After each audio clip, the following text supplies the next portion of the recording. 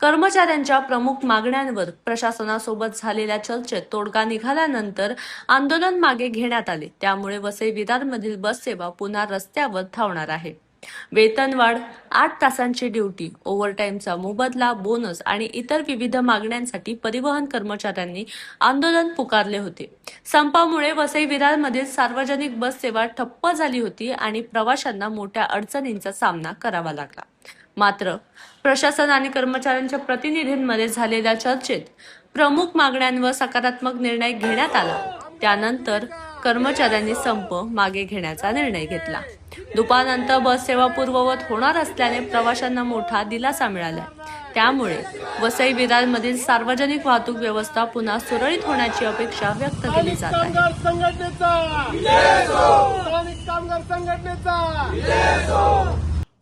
आज सर्वप्रथम कालपासनं जी बस सेवा बंद होती, सर्व नागरिकाचे मला वाटतं खूप हाल झालेले आहेत। मनापासून आम्ही क्षमस्थ आहोत त्यासाठी। परंतु काही आमच्या डिपार्टमेंटकडनं म्हणजे वाहन आमचे चालक असू दे किंवा त्यांचे इतर कर्मचारी असू दे, त्यांच्या थोड्याशा मागण्या होत्या। त्यांनी जवळजवळ 13 मागण्या या अगोदर मला वाटतं 13 मागणीची मागणी केलेली होती। आणि आज ह्या अगोदर स्वतः महापौर होते, मी स्वतः होतो, आमचे सन्माननीय नगरसेवक, आमचे बस डेपो मॅनेजर व्यवस्थापक जाधव साहेब, ॲडिशनल कमिशनर सावंत साहेब आणि मॅनेजमेंट म्हणजे बस डिपार्टमेंटचे जे आमचे कॉन्ट्रॅक्टर आहेत ते आणि युनियन आणि काही चालक वर्ग यांच्याशी एकत्र बसून जवळजवळ 13 मागण्या आपण मान्य केलेल्या आहेत।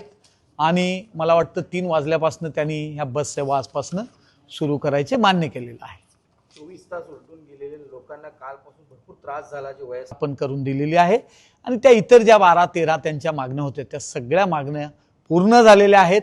वसई तालुक्यात प्रत्येक घटक जगावा ही लोकनेते आप्पा, आमचे युवा माजी आमदार क्षितिज ठाकूर यांच्याकडनं आम्हाला गाईडलाईन आहे की वसईमध्ये प्रत्येक घटक हा टिकला पाहिजे, आनंदी राहिला पाहिजे। या अनुषंगाने आज आम्ही हे निर्णय घेतलेले आहेत। सध्या जर बघितलं तर बसची अवस्था अत्यंत बिकट आहे, बस अक्षरशः खराब झालेली आहे। ठेकेदाराला आपण सांगणार आहात का नवीन बससाठी? ठेकेदाराशी चर्चा झालेली आहे। आम्हाला पुढचे 100 बसची मागणी आम्ही केलेली आहेत। आमचे बस व्यवस्थापक इथे आहेत।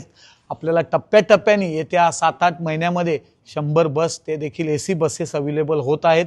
त्यामुळे पुढच्या 6-8 महिन्यात नक्कीच बसची कंडिशन ही सुधारलेली दिसेल आणि चांगल्या बसेस आपल्याला रूटवर दिसतील। परिवहन कर्मचाऱ्यांच्या या समस्या मागील 4-5 वर्षापासून होत्या, परंतु इकडे प्रशासक असल्यामुळे त्याकडे विशेष लक्ष दिलं गेलं नाही।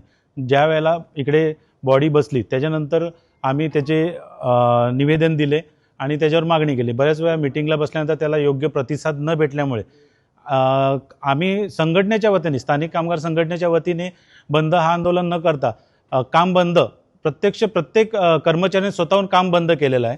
त्याच्यामुळे कोणालाच वेटीस धरणं हा त्यांचा उद्दिष्ट नव्हतं, परंतु हा मार्ग त्यांना अवलंबणं गरजेचं होतं। त्याशिवाय त्यांच्या मागण्या ह्या सुटणार नव्हत्या। पण मागण्या पूर्ण झाल्या? आत्ता त्यांच्या ज्या 13 मागण्या होत्या, प्राथमिक मागण्या होत्या, त्या पूर्ण झालेल्या आहेत। उपमहापौर साहेब होते, महापौर साहेब होते, परत कमिटीचे मेंबर्स होते, या सगळ्यांच्या वतीने योग्य निर्णय झालेला आहे। मागण्या मान्य झालेल्या आहे, पगारवाढ देखील देण्यात आलेली आहे।